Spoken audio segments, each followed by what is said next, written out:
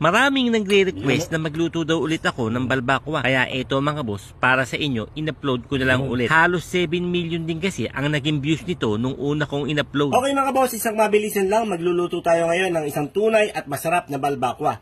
Pata ng baboy at balat ng baka. Pakukuluan lang muna natin yan mga boss sa isang kutsarang kape. Pampatanggal lansa at pampatanggal anggo.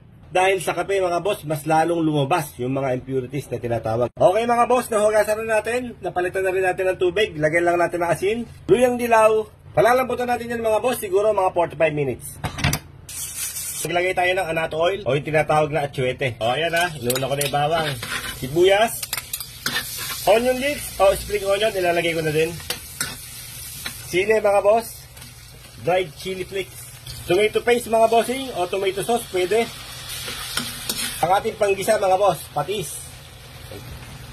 Bechin mga boss, depende yan sa inyo, lagi ko sinasabi. Tsaka natin ibuhos mga boss yung pinagpakuluan niya kanina. Siyempre mga boss, peanut butter, isang kutsara. Pork and beans mga boss. Saging na saba, semi-hinog. Lagyan natin ng konting twist. Pineapple tidbits, paminta, star panis. At ang pangpinali mga boss, green onion. Okay mga boss, eto na ang ating tunay at masarap na balbakwa. Pinaghalong balat ng baka at saka pata ng baboy.